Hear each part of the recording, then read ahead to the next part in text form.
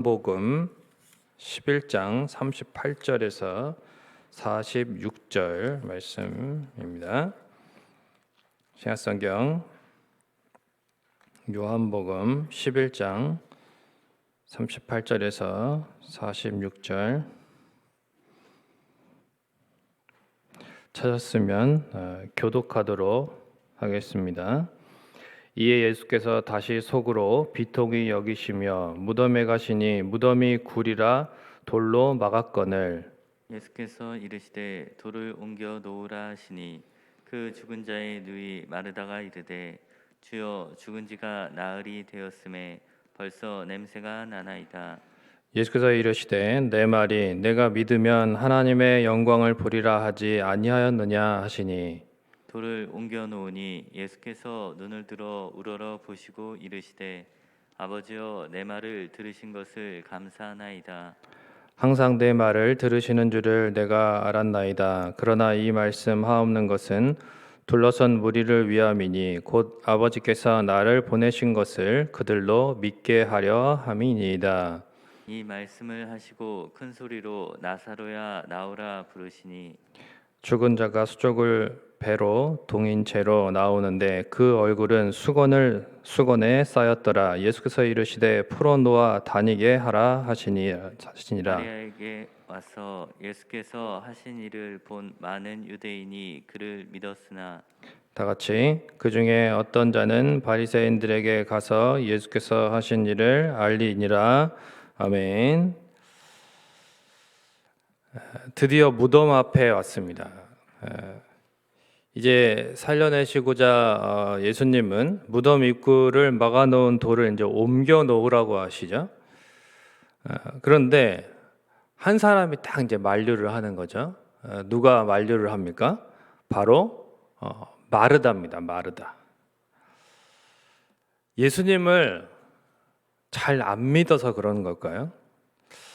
분명히 주일 새벽의 본문에서도 살펴봤던 것처럼 마르다는 주는 그리스도시요 하나님이 보내신 하나님의 아들이심을 믿는다고 분명히 고백했었습니다. 그러니까 믿음이 있습니다. 믿음이 있는데, 그러니까 안 믿어서가 아닌데 믿기는 믿는데, 하지만 죽은 지가 벌써 나흘째다는 거죠.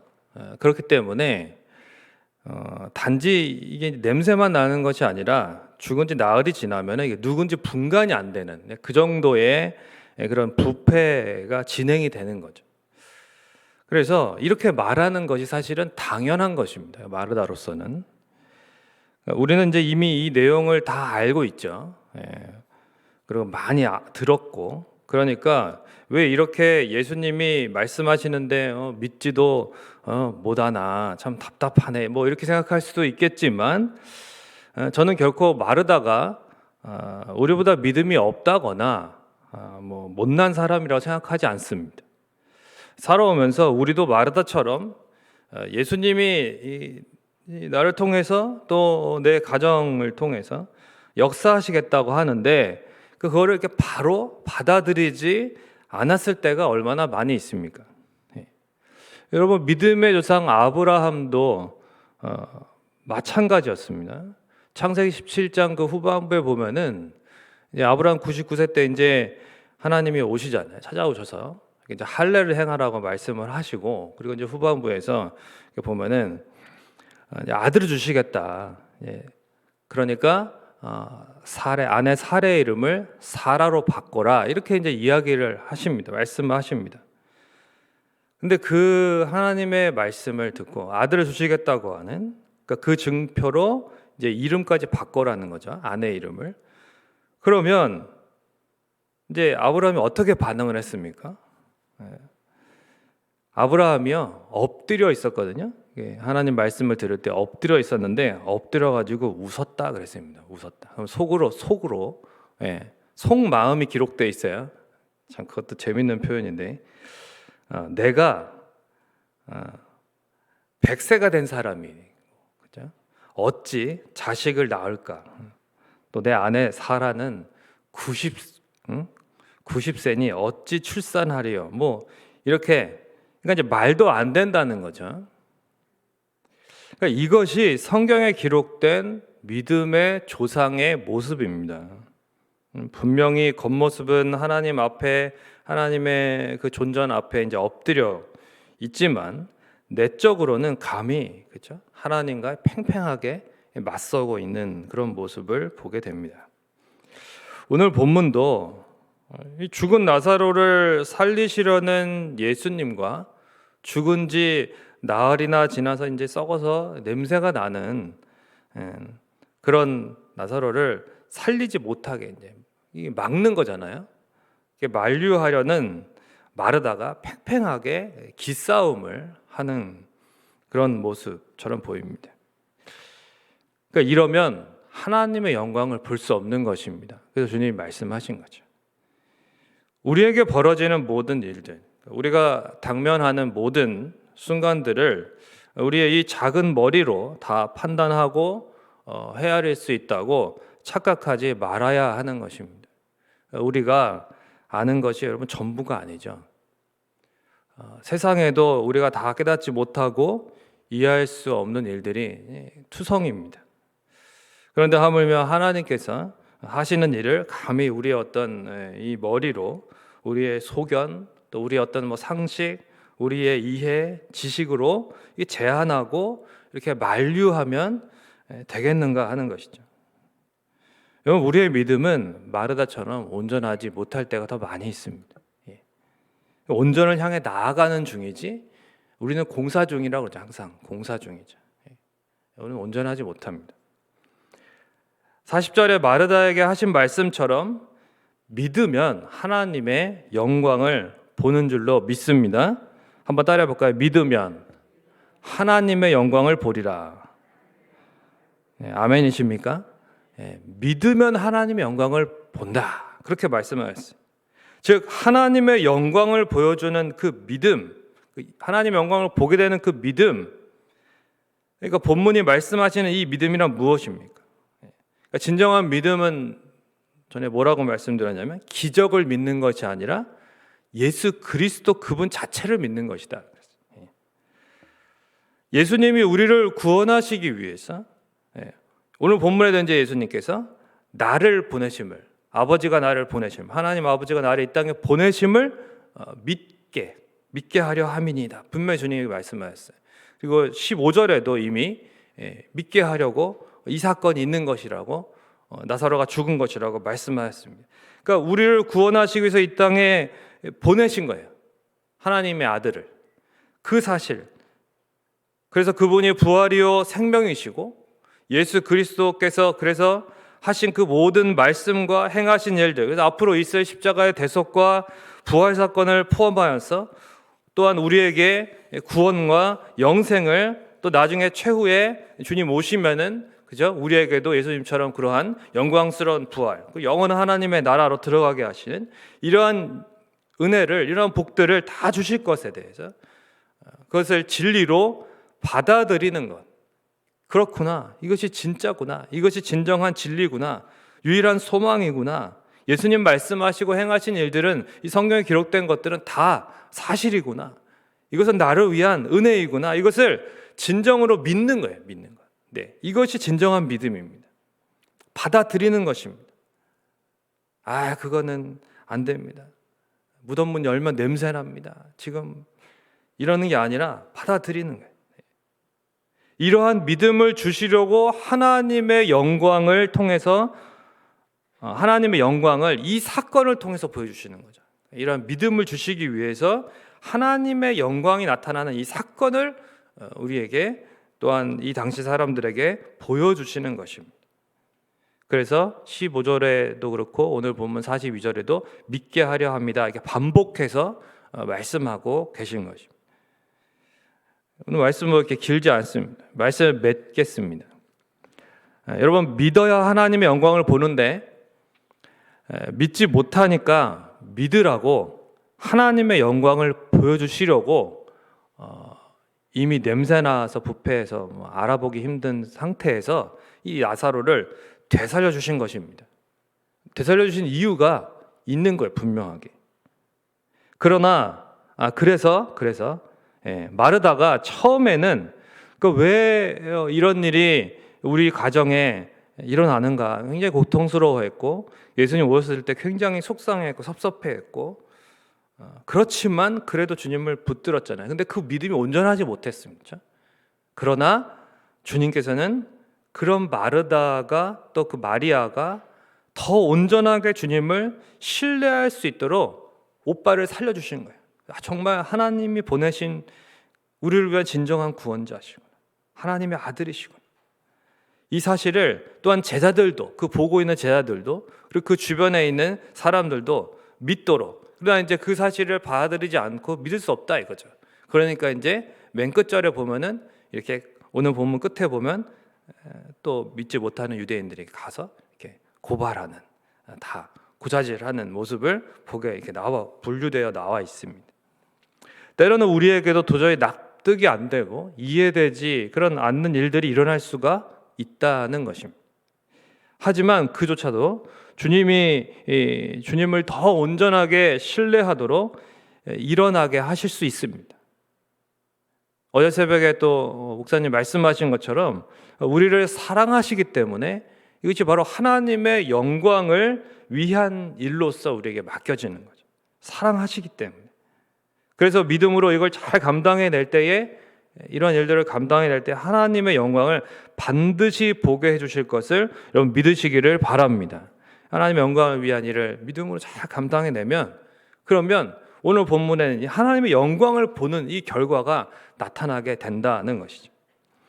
예수님에 대한 우리 자신의 마음가짐과 태도를 분명하게 해야 될 것입니다.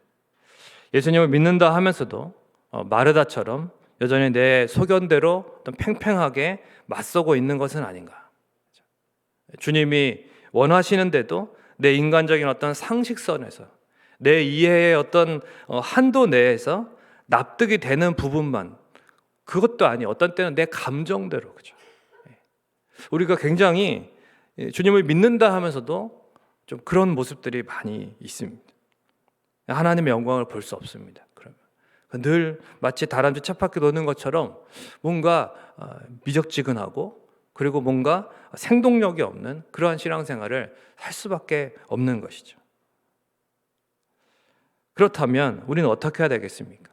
예수님이 내게 어떠한 분이신지 말씀을 통해서 성경을 통해서 또한 이러한 사건을 통해서 부활이요 생명이심을 말씀하시면 또한 보여주시면 그것을 그대로 받아들이는 것이죠. 그리고 다시 묵상하고 내 믿음을 바로 해서 그래서 그 주님께서 어떤 말씀이든 어떠한 일을 내 삶에서 내 가정에서 또한 내 인생의 길 가운데에서 행하시려고 하실 때에 그것을 이루고자 하신다면 내가 온전하게 신뢰하면서 받아들이는 것 그리고 따르고 믿음의 삶으로 그렇게 나아갈 때에 주님께서 반드시 하나님의 영광을 목도하게끔 우리에게 인도하여 주실 것입니다. 이러한 하나님의 영광을 목도하는 하루하루가 되시기를 주님의 이름으로 축원을 드립니다. 찬송가 542장, 통일찬송가 340장, 찬송가 542장 1절과 3절, 4절 드리겠습니다.